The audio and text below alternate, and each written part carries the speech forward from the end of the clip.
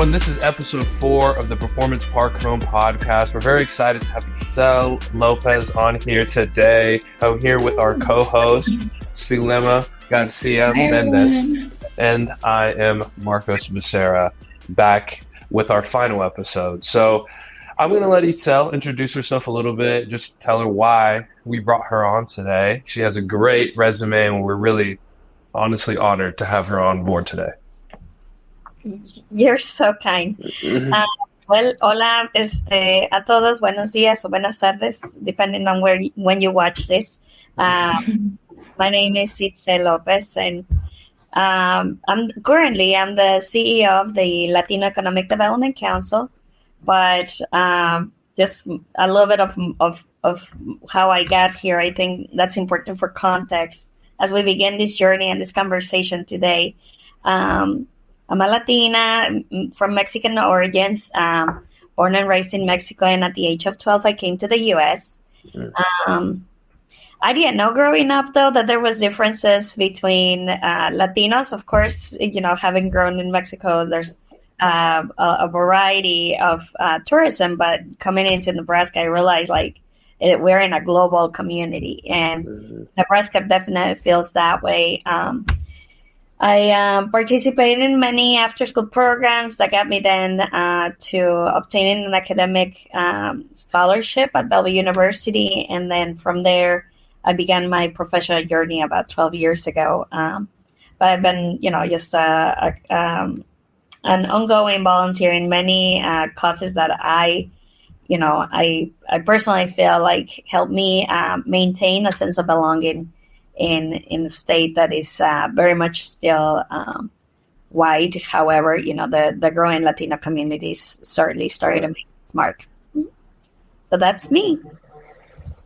Well, thank you for that. I think you have a very powerful story, and I want to provide a little bit of context that, I've known you for a little while, having grown up as a young kid in the community, in the Omaha community, and having seen you work your way through the community, right? Rising to the top, working for AIM for almost 10 years, and of course now the Latino Economic Development Council. I think something you bring up is Nebraska, Omaha, right? How you thought there was no difference in Latinos, and then you come here and right, it can be different. You can see it's different. I think the Latino Economic Development Council is one of those steps in how we're trying to continue to change that, right? How we're trying to change the perception of what it means to be Latino in a mostly, white city for now. So I want to go ahead and jump into this conversation. And again, just preface, we're really, we're looking today in this episode, we really want to touch on the vision and the future of Latinos, not only in the nation or the United States, but in Nebraska, right? In our communities that we call home. So talking a little bit about demographics and the shifts that we see happening. I mean, you're working pretty closely in the community and in multiple aspects of the community. So what do you see in the changing demographics of the Latino population? How is it influencing our workforce, both in Nebraska and maybe in the nation overall too? Absolutely. I think it's important to remind everyone that today 1 in 4 children across the entire U.S. are of Latino descent. The majority of the Latinos that reside in the U.S. come from Mexico. However, that diversity is also increasing across other Latin American communities. In Nebraska, about 12% of the residents today identify as Latinos, and that number, of course, is the latest number that we can reference to the census in 2020. I suspect that it's grown since then. We had a huge influx of Venezuelans and Guatemalans and Salvadorians moved into the area in the recent years. The other important fact too, that in Douglas County, so U.S. 1 in 4, Nebraska about 12%, and then when we get down to Omaha, Nebraska, where the Douglas County becomes the largest county of the entire state of Nebraska, about 13% of the Douglas County residency also identifies as Latino. Now, when we narrow it down, and now we're talking about where the largest concentration of Latino residents live in Omaha is the Southeast Omaha area, which by the Puma statutes, those are 3 different zip codes: 68107, 68105, and 68108. Okay. And in those 3 zip codes in Southeast Omaha, more than half of all the Latinos in Omaha reside in Southeast Omaha. And so then, when we talk about percentages, we're talking about 1 in 4 children. Of course, that number is rapidly changing as well. Right. Latinos are a young family. They're young Americans, right? And so even though the statistics have shown that millennials and then Generation X and then other generations now below are not necessarily looking forward to having many children, Latinos in just general have at least one child, which in their counterpart races, we don't see that happening. And so that's how we know that no matter where Latinos reside, which Latinos reside everywhere, most Latinos are not seen because we work in invisible job sectors, and most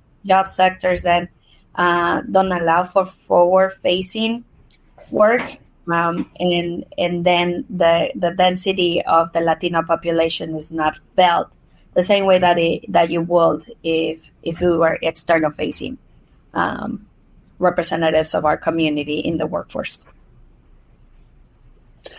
I think that's a very important aspect to add and a point to make, because I think that segues very well into our next question, discussing a little bit more of the economic impact that our community makes, right? I mean, of course, the facts are there. Our population's there, right? But even then, sometimes the numbers are perhaps ignored, and they're like, well, they do this, they do these jobs, right? These more invisible jobs, but I don't think people truly appreciate sometimes that impact that we're making in the community, right? We might be invisible, but we do a lot for our community. So having been involved again in the community for a while, can you discuss a little bit of that impact that you see us making in our community? And of course, outside of growing population, but how important is that to growing, like, for example, Omaha's economy, who's dealing with something like brain drain, right? Where people are leaving.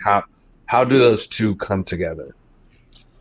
Yeah, you're right. The economic impact of Latinos across the U.S. it's huge. I mean, it could be its own country. I think it's what I read before in different quotes.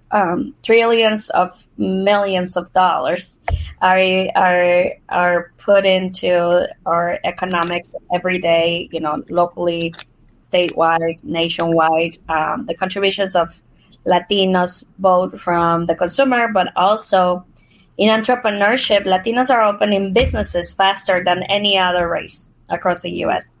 And that's true for the economic impact in Omaha.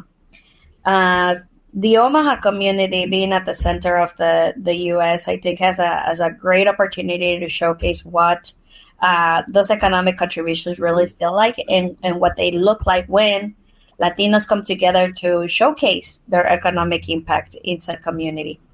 In Omaha alone, the South Omaha Business Improvement District, which is located in that Puma, the 3 zip codes that we recently shared, where more than 50% of the residents already identify as Latinos, there's a concentration of at least 100 small business owners within L Street and Q Street. Many of them are first-generation immigrants who have left everything behind, are still assimilating what the American lifestyle should look like. And then they, are having different immigration statuses that doesn't allow them then to provide for their families. So, and starting a business seems like a great fit to remove fear and then to be economically sustainable, right? And so when we see that, I mean, that 100 small business owners in a very small business corridor are having this impact in the entire community, which is Omaha, Nebraska, then, it's that invisible, lens that I was just referring to then becomes very visible, right? When you have a prosperous business district that is not only attracting attracting tourism into the area, but it's also creating a sense of belonging, a sense of a community that a lot of immigrants like myself growing up in this community that was very much white when I got here made me feel like I belong somewhere. A place where I was treated with dignity and respect, a place where I could see other children that look like me, other adults that look like my parents, a place where I felt safe. Yeah. And I think you also mentioned earlier that, growing up or as you were living here, you became very involved in the community and you did a lot of extracurricular activities. And I just kind of want to hear you talk a little bit about like the STEM opportunities that the youth have now and what steps are being taken to encourage them to pursue those careers in the fields because, and why is that important? Absolutely. And that's, I'm so glad that you bring up the word STEM. And for many people that don't know what that terminology means, it's science, technology, engineering, and math careers. Now, the job sector is divided into, yes, I will think. So there's your D3 jobs. And I'm honing on the word jobs. Dirty, demanding, dangerous job. So that's a category, right? Most blue-collar jobs will qualify under the D3 jobs section. And then you have your H3 career. See how there's a difference now in messaging. So you have a D3 job and then an H3 career track. An H3 career track is a high-demand, high-wage, high job opportunity. A lot of the Latinos are not on an H3 career path today. Now, I say that because we obviously, in our humble upbringings, and in my case, I'll just relate my story. When I came to the U.S., my parents were working on meatpacking plants. Now, was I ashamed? No, because the majority of my Latino friends had parents or family members who were working at meatpacking plants. So that became the norm, right? And when I started going to college, and I think it's important to also mention within this context that we came as a family together and lived in this community. I always lived in the Southeast Omaha area where the majority, more than half of the residents are Latinos. So when I was talking about feeling safe, that is true. I never really left this area of town because this is the only place that I personally feel like I can find everything I need to make my experience an experience that makes me feel safe and my family, right? And so growing up, I didn't know there were D3 jobs and H3 careers.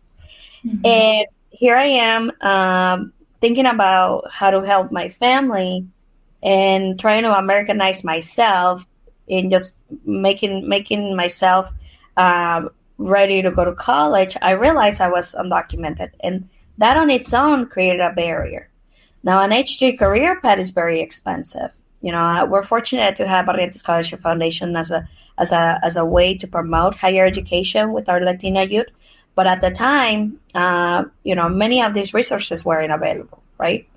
And as an undocumented youth, thinking about, everything that I learned to Americanize myself, which was graduate high school, and then the immediate thought was go to college.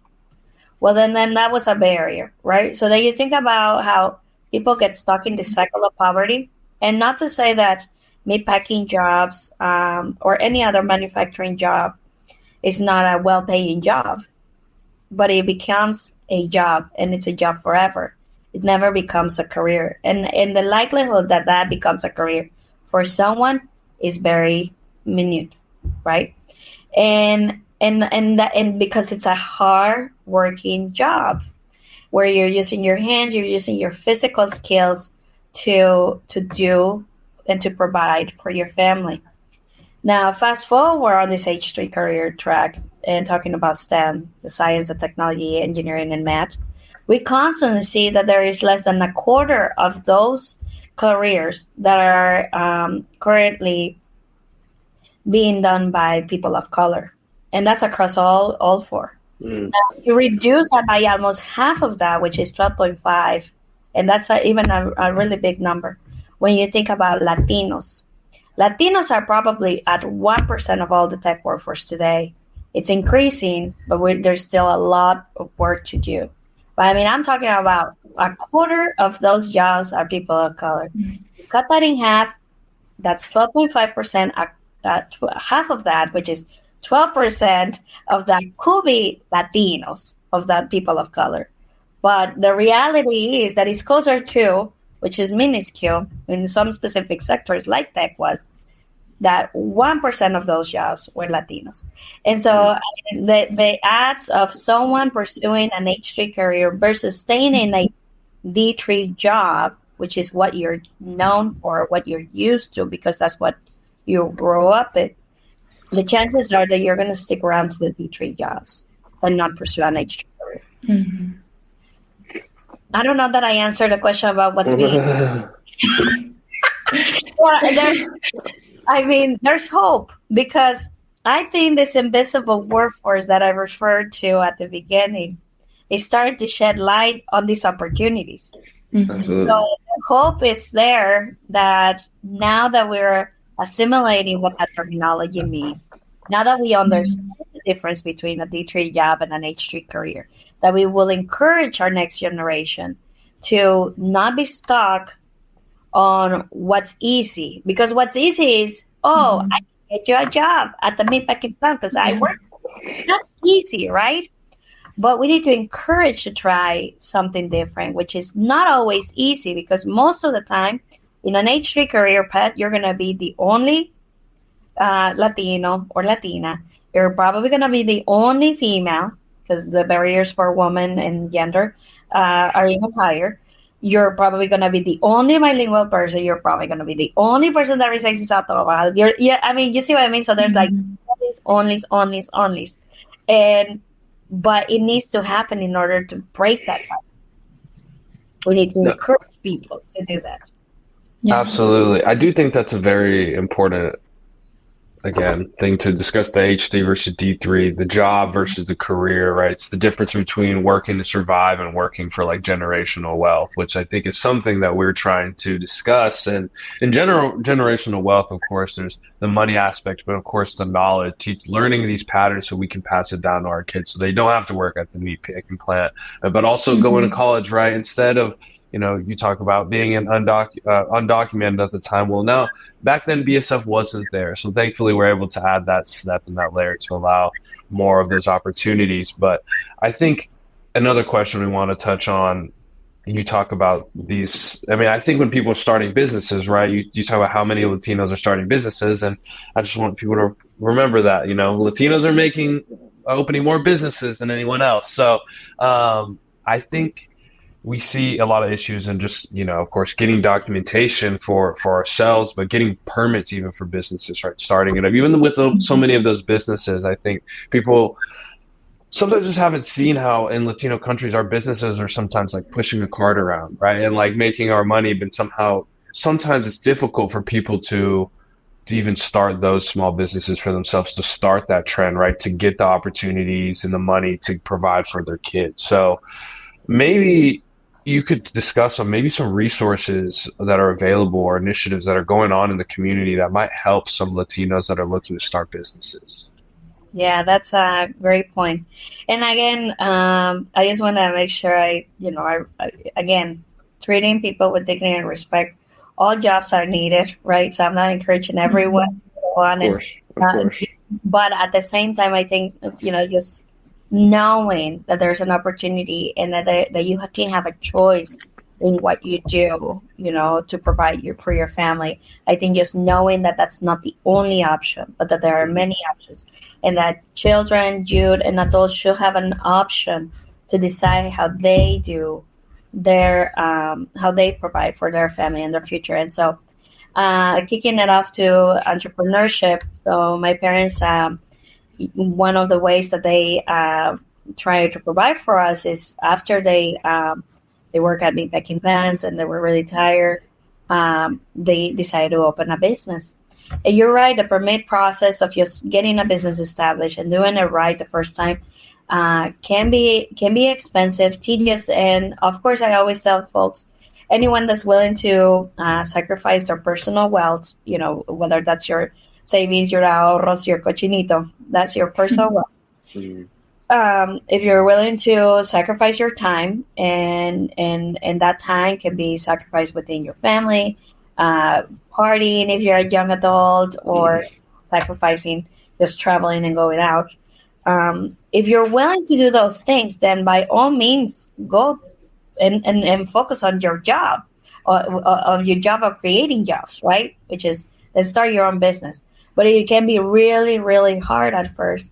Most businesses, in order for them to see if it's going to be a great investment opportunity, will need to be around at least a minimum of 3 years. And 3 years is barely minimum. I think a business needs to be spending, 3 years of your life of not going out, of really dedicating yourself to it, putting all your sweat equity and your financial equity to make sure that you're fully invested in order to see somewhat of a return. So that's 3 years, right? Just to even go from startup to small business. Okay, so that's one section of how to become a business owner. And then in between that 3 to 7 years in business, it's a determination of, are you adjusting to making sure that you are continuing learning and adapting and fine-tuning, your niche. The resources available in our community are many, but a lot of us don't see education. I'm so grateful that my parents were really honing in that education was the only thing that no one can take away from me. So I have always learned that if there's an opportunity to learn, continuous learning, then, if I have spare time, which I find time to continue to learn, whether that's through reading, listening to podcasts like this, meeting people that know more than me, etc. But not everyone is sprung in this, like, sparking, interest and curiosity about continuous learning. And businesses where I see they failed, and even though the resources are available, there are great organizations like Nebraska Enterprise Fund, La Fuente. I mean, many of them are nonprofits in our community that have either micro lending or have small business support, business plan capacity building. They have a lot of different things. There's a group called Embolden that, also brings other entrepreneurs together just to meet each other, because, again, you're not alone in this journey. However, what I have seen, even though those opportunities exist, is, you're so caught up in your business that you forget to take care of yourself. And not only your well-being is affected, but then your continuous learning stops. And so you're not keeping or staying in track with, the next technology, right? Being in control of your finances. So learning how to invest your money once you start making some profit. So we don't know, because we pause and we no nos conformamos, but I think we just don't prioritize that. So there are many resources. I mean, this community is fortunate to have, a lot of nonprofits, a lot of offices as an extension of the university system that can help provide support to the small business owners to get them from small business to a business that then is building, job creation. But we're there because our Latinos, not all Latinos are willing to invest in themselves and their business in that regards. Yeah, and I think in kind of like an overarching theme going on in this discussion that we're having with you, I think it's that we're not stepping outside of our comfort zone, and that's why that cycle isn't being broken. And once that does happen, then we can start seeing more of that generational wealth, having more people in that H3 career path that you mentioned. So looking ahead, I don't know, let's say like 15, 20 years, how do you envision the role of the Latino community in, how Nebraska is going to change, whether that's in like the social, cultural, or even, the economic aspect of it? How do you envision that change to happen? Once we do end up breaking that cycle, what is that going to look like? Yep. In the best picture forward, my hope is that Latinos will shed light to these opportunities for generations to come, and that going back to, it's not easy. However, once you give it a shot, it's easier than it was. It's easier that the doubt that I don't know if I'll actually be able to make this. I think once people give it a shot, I think they'll know and they'll feel more comfortable in sharing that there are other opportunities. So my vision for the Latino community is that we be willing to try new things. Not because it's been done, for generations in my family that, agriculture. Okay, you want to maintain agriculture work. That's fine. However, what about owning your own farm? What about employing your own farmers? What about investing in technology so that your employees are not working as hard, but you're working smarter, you're making more profits. You're going out to conferences and learning from other farmers. That you're actually making money build wealth for you, not working as hard. And I think, Latinos, again, our vision, at least with the Latino Economic Development Council, is that we have 3 core priorities today. And our vision is, to address workforce development in 3 specific sectors, at least the sectors that we see that will have a huge return in this community are technology, construction, and healthcare. We have an aging population, so we want to make sure we're prepared for all of that and that we can take advantage of that opportunity, and then invest in Latino leadership influence and in those sectors. And so that's one area of interest. Of course, culture and historical preservation. Our vision is that Latinos' economic contributions are acknowledged, that they become a norm, where it's not assumed that Latinos can only do the 3 jobs, but that they are capable of filling leadership roles in H3 career tracks. So that's a vision as well. And then our third pillar or area of focus and our vision is within that Latino leadership influence is that Latinos are superheroes, but sometimes we're not told that, right? We're not told that our bilingual power already, is a talent that a lot of people wish they had, but we feel ashamed sometimes because we have pronunciation problems, or we don't know how to read or write, or I'm not Latina enough. No. Our bilingual, our biculturally, upbringing, and just understanding where our parents, our family, and our history came from are our superpowers. So within that Latino leadership influence, it's like encouraging children, encouraging dual language education, encouraging youth to, again, not because it hasn't been done that they shouldn't do it. And then, of course, in adults, you're never too old to learn. So Latino leadership influence is around everybody. It's adult upward mobility, but it's also igniting early student interest so that those kids can see themselves in careers that they will not otherwise. Right? So certainly my vision is just, and I think a shared vision of LEDC is that we're not second thought of, but we are the primary thought audience of everyone, right? And across all sectors and across the nation, and of course, statewide and locally too. Awesome. I think you kind of stole the question right out of my mouth. I was going to ask you to explain LEDC for everyone a little bit so they could understand what you guys are doing, but I think you finished it off perfectly. We want to give you this opportunity, Itzel, to leave the viewers with anything that's cool that might be happening in the community. It could be LEDC or anything else you're involved in.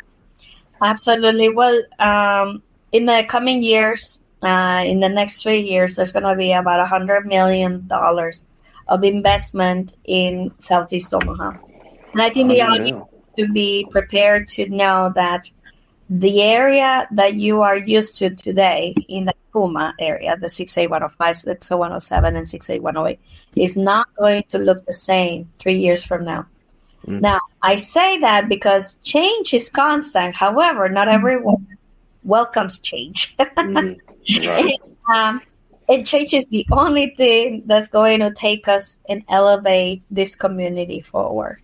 And, I encourage everyone to, reciprocate the change by investing in themselves, educating themselves, investing in their businesses, investing in their homes, because this area is going to look like no other in 3 years from today. And then 2, as part of these projects, LEDC will be leading a community park within the South Omaha Business District. And we're going to be actively fundraising for more money so that more investment happens outside of that current $100 million that has been already awarded in this community. And so I'm just, again, I started the conversation with hope. There's hope that, now the terminology STEM is not a terminology that is not a word that will people be like, what is that? Like more people is coming known.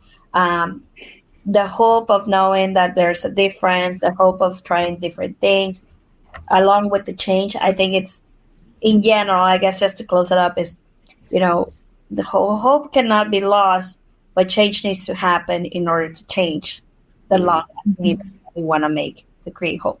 And so, anyways, something like that. Anyways, I don't know if that I had it. No, I think that's a perfect way to end this conversation. I think we need to encourage confidence and inspiration, right, in our youth and in our community to enact this change, not only in the community but within themselves, right? Because especially in our culture, we're very close to each other. So okay. Well, thanks, Itzel. Thanks so much for joining us. Thank you so much. Absolutely. And if nothing else, subscribe to this podcast. Do your own learning, right? Do it. There's a lot of podcasts that talk about, the largest minority that I listen to, which are really cool. The Pew Research Institute has a Latino research department that publishes, data about different sectors and how Latinos are making their contributions across the U.S. I mean, there's so many information, the Latino Data Hub. So just don't believe everything that's said to you. Research, right? And find out, and you will know. Education. Knowledge is power. Exactly. There you go. Yeah. Exactly. Awesome. Well, thank you so much, Itzel. All right, everyone. So we just finished talking to Itzel, and so we wanted to bring on somebody else that's been involved with BSF for a while. They are doing great things in the community and are creating great personal tracks for themselves. And so we wanted to have them give a little bit of their backstory. This is Efren. We'll have him introduce himself. Hi, guys. My name's Efren. I was born here in Omaha, and I'm a BSF recipient, and I have 3 degrees. I am working as a nurse in orthopedics and neurology at Methodist Hospital. Thank you so much, Efren. So Tony Aguilera has worked pretty closely with you, and I know you've been involved with our various efforts, Adelante Gala, helping get some student success programs off the ground. So we wanted to hear, what was your track going from going to college? You have 3 degrees, right? Kind of working your way up through the education system and making your decision to go into nursing. Honestly, I didn't think I'd be ending up in healthcare. During high school, I thought I was going to be an architect because I took all 4 years of CAD and wood shop. So I was always thinking, after high school, I'm good at math. I like building. I'll probably go into something like that. And then right after high school, I had a part-time job during it, and I had a choice where I worked at Walmart, and then they wanted me to be an assistant manager, which at 18, you make pretty good money. You make about $50,000. But they also offered me the route to go into pharmacy, and I was interested in that just to kind of broaden my horizon. And what ended up happening is I found a passion in healthcare. So I worked in pharmacy, and then eventually it led me into nursing, just kind of through the ins and outs of everything I kind of experienced. I've had a couple experiences outside of the country, and in the Dominican and Peru, where I did medical mission trips. And then I kind of found this is like where I need to be at, and nursing was kind of the perfect fit for it all. Awesome. So I guess if you want to tell me a little bit more about also maybe if BSF and the scholarship, maybe how that opened up different opportunities for you, maybe relating to your personal life, family life, how especially being a Latino, right? How that could maybe create and helps find these paths and opportunities for yourself. Yeah, so I'm gonna be honest. When I graduated high school, I think when looking back at it all, my brother, I'm the oldest out of three, and I think I did the worst in high school. My brother and sister were 4.0 GPA, UNMC High School Alliance, basically your perfect student. And I was kind of the guy that I love to work and just have different experiences and just kind of dive into everything. And my GPA was kind of a little bit up in the middle of the pack. So I think I ended it with a 3.4. Nothing too great, but I didn't have any good prospects out of high school. I was looking at Metro just because it was the most affordable, and my parents, they couldn't help me out with college or anything. So I knew for sure I can't go to UNO. I can't start going into an actual university right away. So I had to save some money, work a lot. And BSF gave me my scholarship where I was able to go to Metro the first year, because honestly, without that first scholarship, I don't think I would have gone my first year right out of high school into college. Kind of made a huge difference for me, for sure. I would have started later, even more than I did. Yeah, I'm curious too. So, going from not even having too many prospects out of high school, right, to having 3 degrees, right? What spurred that decision to now, get the extra 2? Yeah, so the first degree is through Metro. It's an associate's in science, and Okay.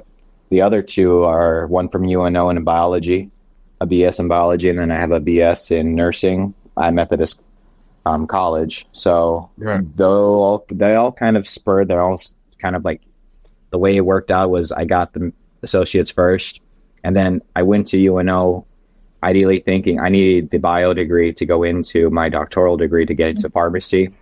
But during COVID, there was a big shift because I was working my way to go into my 3rd medical mission trip to Costa Rica. But then COVID hit. The market for pharmacy dived down immensely because everything became mail order, sending it through. You didn't have to come into the store. And then basically I saw about 25% ballparking of my colleagues in different departments in the pharmacy kind of get shortened. So they eliminated per se randomly people, but it was more of a targeted selection because I saw more of the older population of pharmacists be let go and severanced. So they gave severance packages to many of them.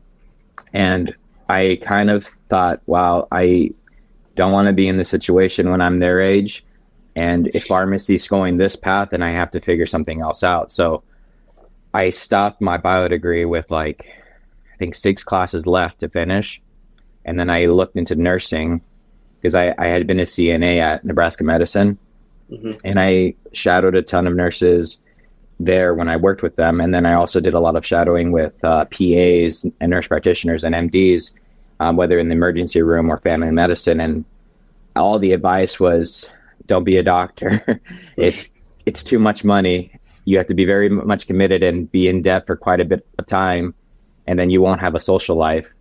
And then I think my parents, as much as they wanted me to be something great like what I am today, I don't think, especially I think within the Hispanic and Latino households, they always ask for advice, help, want you to be around. And it's a very family thing, and it's hard to tell them no consistently day in and out. And I don't think at that time I felt they would be comfortable with how much sacrifice I had to do for myself, and they wouldn't understand. So I kind of took a back seat on that idea, and especially after all the advice that I got about it. And then the reps that I was told is be a nurse, go to nurse practitioner school, or be a PA. So I did the latter. I did nursing. So I immediately I looked at all the pros and cons, and I looked at all the schools in Omaha, and I saw that if you have an associate's, Methodist college will let you do an accelerated program and finish your nursing degree in 1 year. So that's what I did. So I did that, and then after I graduated Methodist, I went back and finished the last 6 classes at UNO to get my bio degree. So it was kind of a in and out of those degrees, but I got them all done, and then I'm here now. And honestly, I love it. So my next step, more than likely, is to go back into school and get my doctoral and my nurse practitioner degree. Efren, I think you bring up a good point about the obligation that we feel as Latino students to make our parents proud and to kind of do whatever that means to make them feel proud. And I could relate to you because I was a biology student my first year of college. And after, taking the classes, I realized that I wasn't cut out for it. And I think you bring up a good point that, most students, especially Latino students, they will put themselves through all of that because they want to make their parents proud, and they can't, imagine disappointing their parents and not being a doctor or a lawyer or, those very coveted careers and professions that our parents are always telling us that we should be. And I think that, it's really important to acknowledge that. So I think you bring up a good point about that. Do you mind, talking about that process, or do you mind giving advice to students who might be in that position where they're like, well, I kind of don't want to be a doctor, but that's kind of what my parents are expecting me to be. Can you touch a little bit on that? Yeah, and my dad always talks about this. He says, I never told my kids to do anything in their life specifically, but it was more not telling, more encouraging. Hey, I need you to do better than what we did because we made the sacrifice.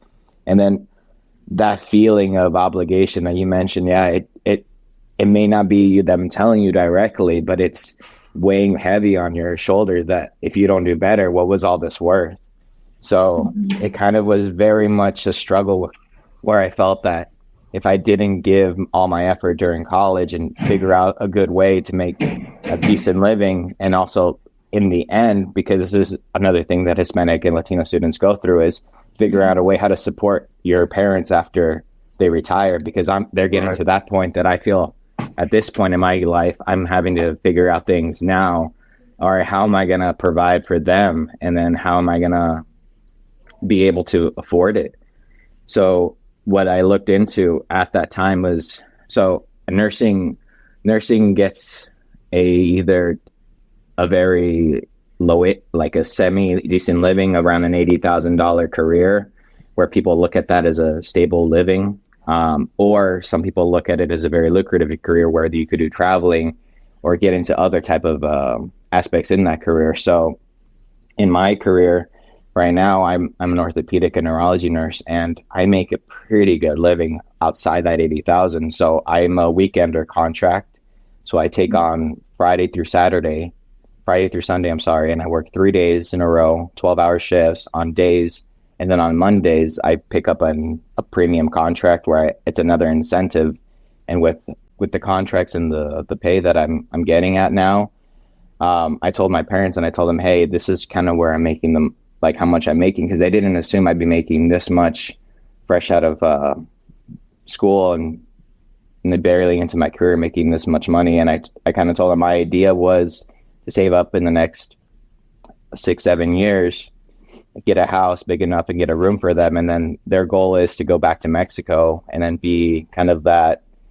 I don't know if this is how every Hispanic and Latino household is, but many friends that I know, their family goes back to Mexico for half the year and then comes back to the U.S.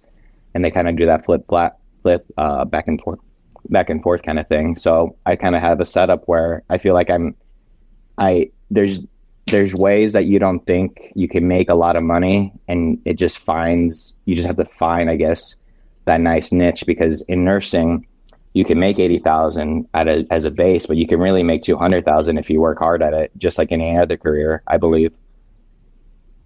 Mm-hmm. Absolutely. Okay, so Efren, thank you for telling us, giving perspective, on your journey and maybe giving some tips a little bit through your story to some of our viewers. We want to wrap up this section by asking you, one, recognizing you have a lot of, I think, interesting experience shadowing mission trips, right? Some experience that is education, but maybe not in the classroom, right? So as we kind of wrap it up, what would be a couple things that you could leave with our viewers, maybe students, anybody who's watching this that's that's in the Latino community, that's looking to elevate themselves, right? And break the mold. And maybe it could be personal, it could be about work, but just leave them maybe advice that you could leave yourself, right, back when you were trying to do this. Yeah, I would, if I had to go back and do a few things over, is definitely have more of a committed plan, but be flexible with it. So I always thought, hey, pharmacy was my thing. I'm going to go my associate's, bachelor's, doctoral right into it. And things change, and you have to be very flexible with that. I think seeking out definitely throughout both your educational and your career where you work in as starting out, you definitely want to make friends, ask the questions that you may feel are per se dumb, but you would fail to realize how important those questions are if you haven't asked them, because I found out through all the people I've talked to, shadowed and worked under and was taught under, that this was the career that it was best fitted for me, and I found the passion in it. So I definitely always encourage people to ask the question, even if it sounds dumb. I don't think people honestly think it's a bad thing ever. You can ask me any question, and I've never turned down a question that I couldn't answer. So I think people are more than happy to oblige. Right. Awesome. Well, thank you, Efren. I think you brought a very valuable addition to the conversation. So we appreciate your time, and thank you for being here. Hey, man. Thank you, guys. Yeah, thank you. This is a little curveball that I've decided to go with. I think that, we're talking about on this last episode. Well, first of all, thank you to Itzel for being here. So we are really talking today about the future of the Latino youth, the vision that we have for empowering our culture and future generations. So I think you are one of the future generations, right? I mean, we look at BSF and what it is today, but we're a Barrientos Scholarship Foundation intern for us this previous semester of 2024, this spring. But you also ended up helping with a lot of other things in the community. You got to be a part of the Cinco de Mayo Omaha Festival. You got to be a very active part of that. And, having gotten to learn a little bit more about you, I know you served as the president of, I think it was OYAS or ALAS? Which one? ALAS. Yeah. ALAS, the Association of Latin American Students. Yeah. Correct. So I wanted to just hear a little bit about your story and what it's been like to be a part of an organization that is doing this, right? I think it's weird because you get to be on both sides of it, right? And so we want to see what it was like for you. Yeah, no, thank you, first of all, for the kind words. But yeah, I feel like I can touch on the student aspect a lot more now, and as well as, the behind the scenes part of it.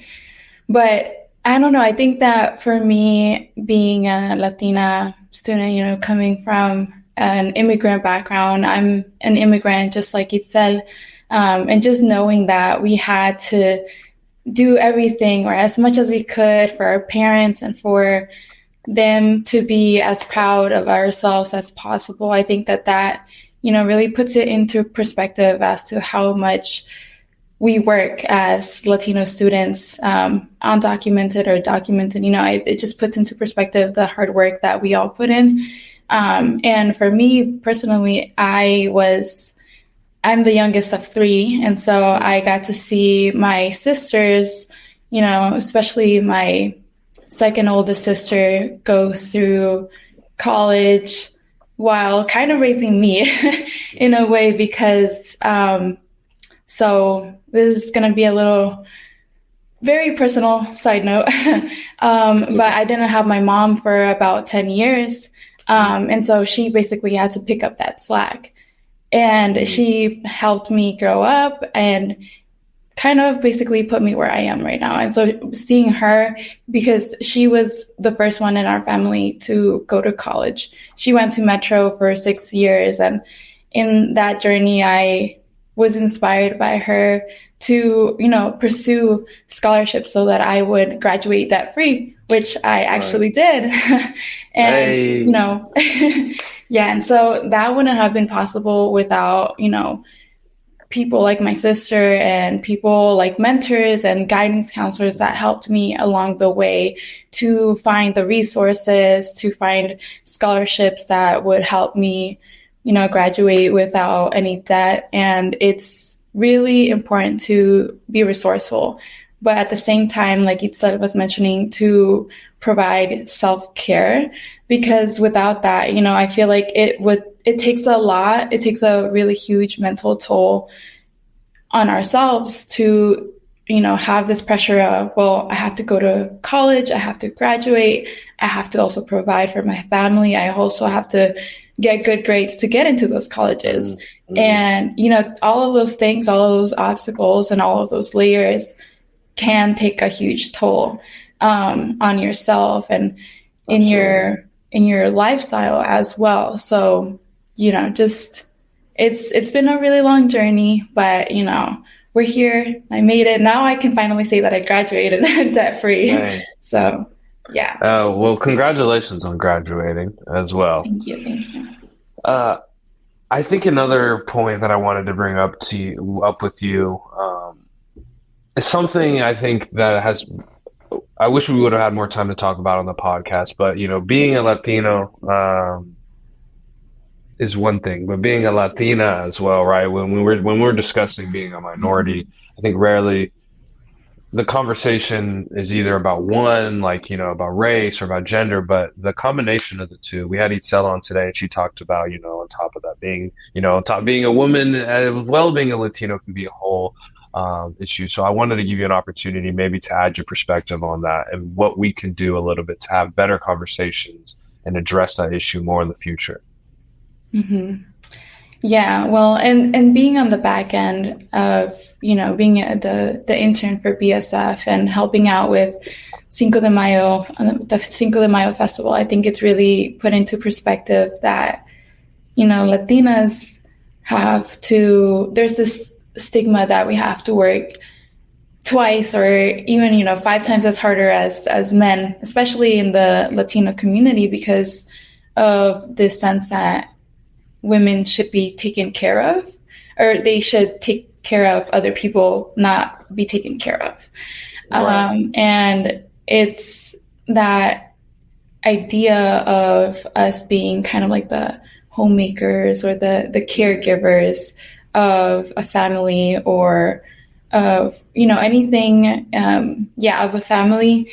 And being on the back end of that, it just really puts into perspective that we have to recognize people like Itzel and other women that are in power and have those leadership roles that, me as, a 5-year-old, little Sulema probably didn't know that I could do. Right. And so it just, really gives me perspective into seeing someone that looks like me have those kinds of roles. Because right. I think for a lot of women, it, doesn't seem like something attainable. It doesn't seem like that can be a reality. And having conversations like this with Itzel and other people and, just meeting women who have those roles is important in itself, because then I feel like that reality is a step closer and it seems more attainable than it did before having those conversations, before meeting those people. And, being an intern this past semester, I can see myself in those roles even more than I did a year ago, even though, I had knowledge that is something that could happen. But with the internship, it just really opened my eyes more, and seeing, having actual conversations with people like that, with women like that, really gives me clarity that, yes, I can do that. They did it, so why can't I, And even though, yes, it is hard and there's going to be so many obstacles, it can be done. Absolutely. So as someone as we believe you to be definitely someone that's going into the community, it's going to be one of these, I guess, purveyor or these people that are pushing change in the community for our future generations. I mean, we would like to say you definitely are a leader, right? And in a way, here you are co-hosting a podcast for the community. For any Latino youth out there that are looking to take these steps to being a leader in the community, right? Being involved, doing all these different things, being a part of the change in the community, right? Because it's one thing to enact this, but to take a more active step and being part of a community that gives back to the Latino community, right? It's almost like a little bit of an inception. But I think it does take a certain amount of courage. What would you leave as a tip to anybody who wants to be involved in that change, wants to do something like this? Yeah. Well, I think it, aligns well with what Itzel said, is just to try it, give it a shot.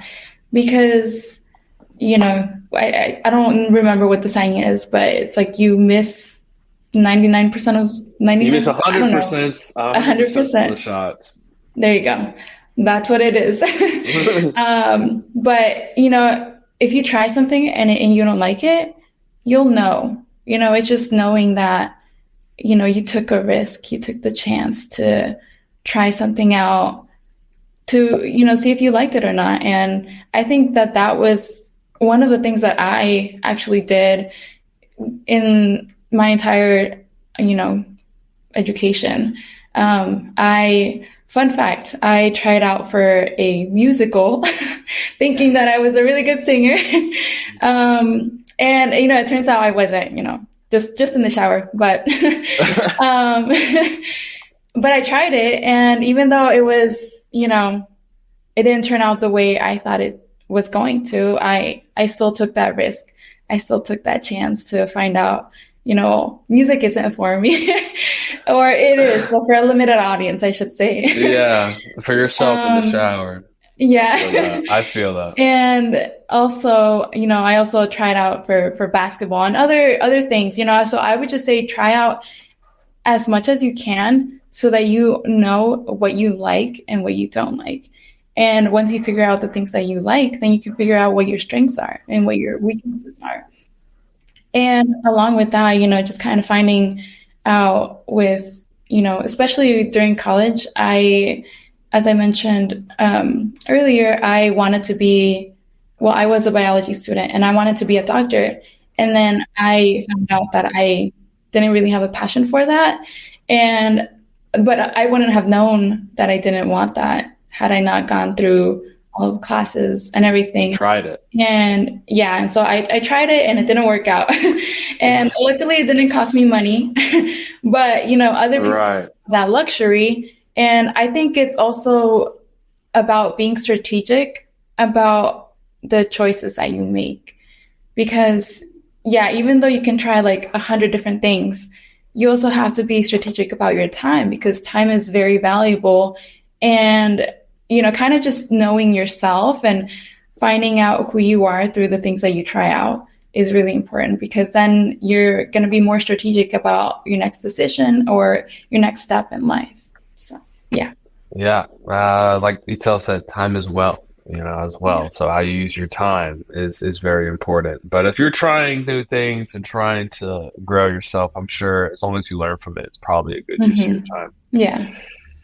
So that was all the questions I had for you. I think it was just a really cool moment to have for our viewers to kind of see this full circle and give them some context to the story of how you getting involved and to hear a little bit more of your perspective. So this was the last episode of the first season of the Performance Park Home podcast. We are working on getting a season 2 figured out. We'll see how that goes. But I'd like to leave all the viewers with a last statement from Sulema, and then I'll leave you guys with something. So is there anything else you'd like to leave our viewers with as we wrap up this season? Don't stop believing in your dreams and in yourself. Yes, by Journey. Don't stop believing. Yeah. I agree. And I'll leave you guys with a little bit of my own words of inspiration in saying that I'm genuinely also a visionary. My father started this in 2005 with $500 in his pocket, and you hear all these things that how it's come to be. We're giving away 50,000. Itzel used to, was working with him when she was younger, and has grown to even, some would say, to surpass what he's done in the community. And I'd like to say that, the ambition as well is here in our community to continue to elevate and to continue to raise the bar. And as someone who,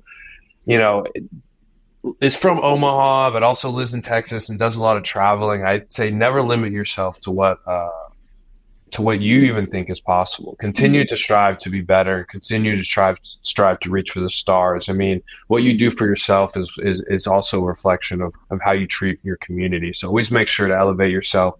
Continue to read, add more arsenal, meet people. The thing I would leave everybody with at the end of this podcast is continue to meet the people in your community that care just as much as you do, because together you guys will be able to do much more than you could ever do together. Whoever wanted a cake that was one layer, more layers, the better the cake. I just think that the more you add to it, the stronger that will be. And so I would like to leave you guys with that as we wrap this up. The vision is there. The future is there. The question is, how much are we willing to meet that vision halfway and make it a reality? So that's what I want to leave you guys with. That. Thank you guys all for tuning in. If you saw all 4 episodes, thank you. If you saw thank you so much. Yes, we appreciate you.